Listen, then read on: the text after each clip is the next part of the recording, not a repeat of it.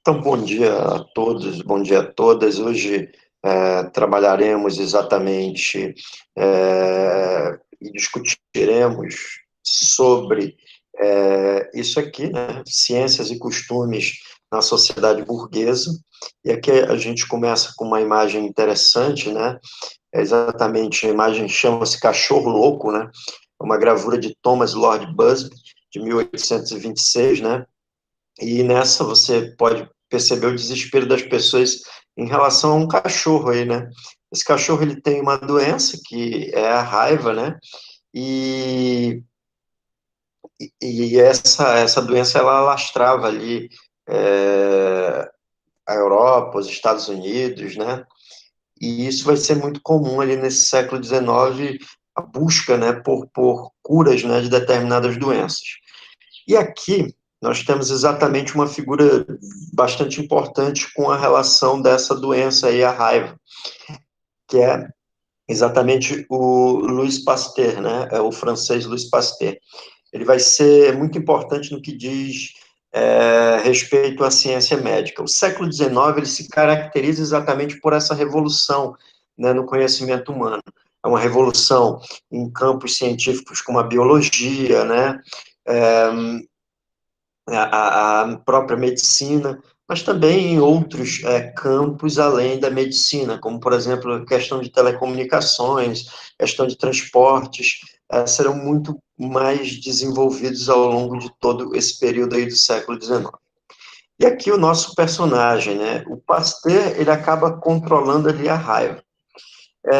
O Pasteur ele conseguiu identificar o vírus da raiva em um cachorro infectado, e a partir daí ele inoculou, né, é, essa doença, né, o sangue do cachorro, melhor dizendo, em um coelho.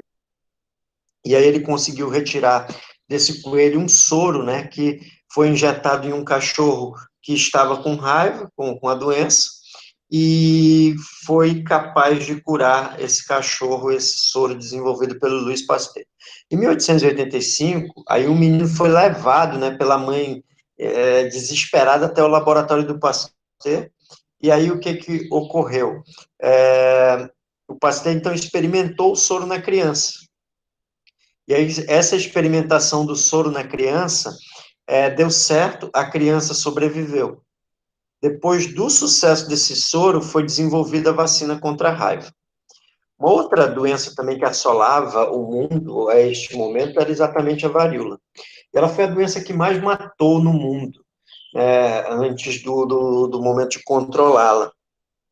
E um dos principais objetivos dos médicos, dos cientistas naquele momento era exatamente buscar o controle dessa varíola. E no final do século XVIII, o médico inglês Edward Jenner, ele já conhecia a tradição oral que dizia que as pessoas que ordenhavam vacas, elas não contraíam a varíola. E aí o Dr. Jenner, posteriormente, descobriu que era o contato com o pus das feridas da mama da vaca, da úbrise desses animais infectados com varíola bovina, que imunizava as pessoas contra a doença. A varíola bovina, ela é uma infecção, né, que causa pequenas erupções, né, na mama das vacas, e as pessoas que ordenhavam, muitas vezes, contraíam a doença, ou seja, contraíam a varíola bovina, que ela não é uma doença tão séria assim, comparada à varíola humana. E o médico Edward Jenner constatou que aqueles que contraíam a varíola bovina não contraíam a varíola humana, ou seja, essas pessoas estavam imunizadas. Então ele propôs o seguinte: que o pus das feridas das vacas fosse extraído, colocado em um corte no corpo da pessoa que desejasse imunizar.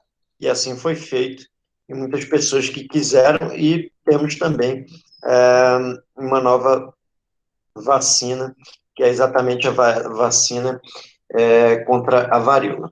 E aqui temos aqui escrito, né, nesse título, Vida sem Oxigênio.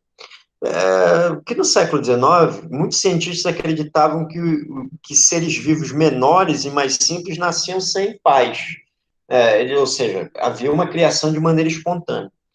Mas o Louis Pasteur, ele estava convencido de que não existia essa história de geração espontânea. E ele, para buscar provar ali a teoria dele, ele buscou fazer isso, uma série de experiências, justamente para demonstrar que todos os seres vivos, eles nasciam de outros seres vivos da mesma espécie. Ele descobriu que haviam micro-organismos, né, que não precisavam de oxigênio para se desenvolver, os denominados micro-organismos anaeróbicos, né, como as bactérias. Depois disso, Pasteur, é, depois do Pasteur, outros cientistas continuaram ali a fazer muitas descobertas, e muitas delas apoiadas exatamente na teoria do Louis Pasteur, né? E com isso, eles passaram a identificar também que esses micro-organismos eles poderiam passar de um ser vivo para o outro, pelo contato do sangue ou de secreções, né? Suor, saliva, fezes, que também esses micro-organismos estariam presentes no ar e também em materiais inanimados.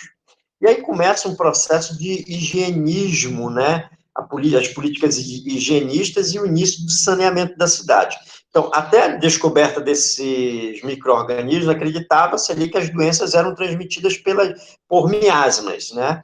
Os miasmas eram uma teoria que dizia que existiam partículas criadas a partir de carnes e plantas estragadas, podres, né, em decomposição, e que eles estariam espalhados pelo ar e entrariam nas pessoas quando elas respirassem ou pelos poros da sua pele.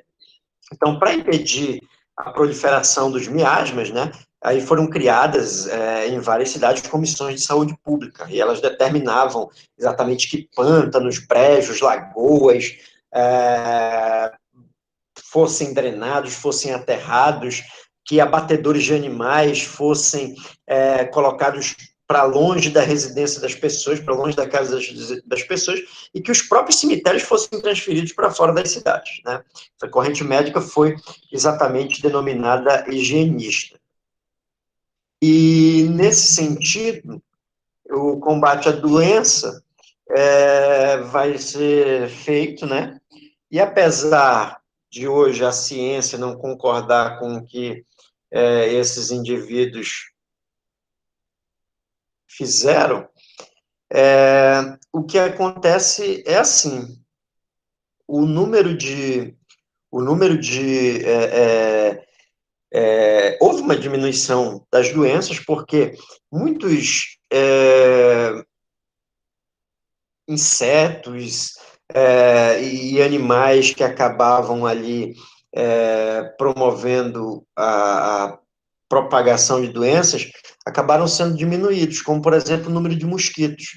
Né? Com a drenagem de pântanos e brejos, esse número de mosquitos diminuiu, né? Mas, nessa época, não sabiam ali que os mosquitos podiam transmitir doenças. Hoje, também sabemos que existem vírus, bactérias e mais uma porção aí de micróbios que não podem ser vistos a olho nu, que transmitem as mais variadas doenças. E também que alguns deles nem precisam de ar para sobreviver e se reproduzir. E aí, com o aperfeiçoamento do microscópio, né, que foi inventado na Europa ali no século XVII, foi possível identificar a presença de micro-organismos, né, e classificá-los quando necessário. Outro ponto importante nessas duas imagens é que médicos também acreditavam que para a cura de determinadas doenças você poderia fazer sangria, que era exatamente um procedimento utilizado, né, para curar as mais diversas doenças. Então, eles acreditavam ali que poderiam fazer essa sangria, né? Sangria poderia fazer com um corte ali na veia de um indivíduo, ou mesmo com as sanguessugas, né? E acreditava-se ali que isso poderia curar tudo, febre, varíola, sarampo, diarreia, machucados, dores e etc. Mas isso também poderia ser, podemos dizer, uma faca de dois gumes, né? Porque o indivíduo poderia sangrar até morrer. E temos aqui o mundo ficando menor. Essa é uma expressão do historiador britânico Eric Hobsbawm, né? Onde ele afirma ali no século XIX que o mundo fica menor porque houve a construção de ferrovias e, com isso, o tempo para se locomover de um lugar para outro diminuiu, E esse tempo não diminuiu só por terra, mas também o vapor que foi utilizado nos navios acabou com a dependência dos ventos para promover a movimentação dos navios, certo? E com isso, por exemplo, uma viagem de Liverpool, na Inglaterra, para o Rio de Janeiro, que demorava cerca de, em média, 60 dias, essa viagem a vapor, ela passava a ser estabelecida em 27 dias, certo? Outra situação também para que esse mundo tenha diminuído são as comunicações que passaram a ser mais rápidas, né? A partir do século XVIII, perdão, em 1747, o inglês William Watson, ele havia demonstrado que a corrente elétrica poderia ser transmitida a uma grande distância, né, por meio de fios metálicos. Pouco tempo depois, em 1752, o Benjamin Franklin descobriu o uso prático da eletricidade, né, promovendo ali experiências. Posteriormente a isso, acabou se estabelecendo a invenção do telégrafo, né? Foram 80 anos. O telégrafo elétrico, ele modifica totalmente a forma como as pessoas se comunicavam, né? Em 1838, o telégrafo era transmitido por cabos e sinais elétricos, e transmitia o código Morse.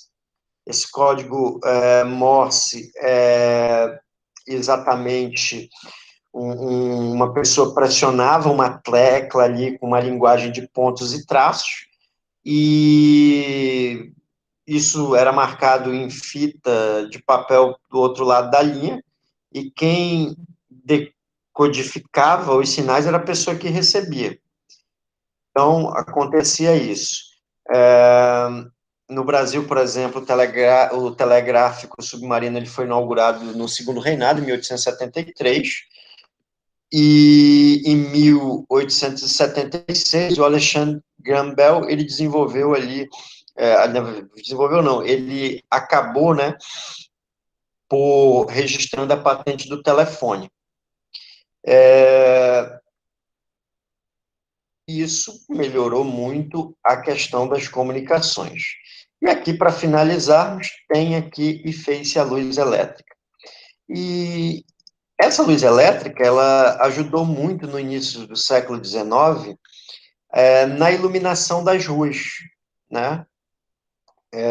Essa iluminação elétrica, ela foi criada pelo Thomas Edison em 1878, quando ele criou a lâmpada elétrica, que foi um sucesso.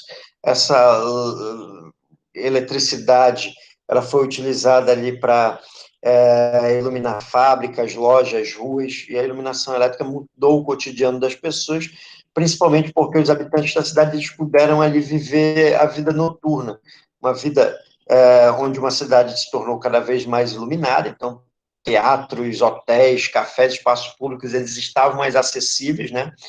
E o cientista Louis Pasteur foi um personagem que nós falamos inicialmente, ele testemunhou todas essas mudanças, pois ele nasceu em 1822 e morreu em 1895, e ele é basicamente o emblema de todas essas conquistas. Certo? Então, essa aí foi a nossa aula sobre esses costumes, né, da sociedade burguesa no século XIX.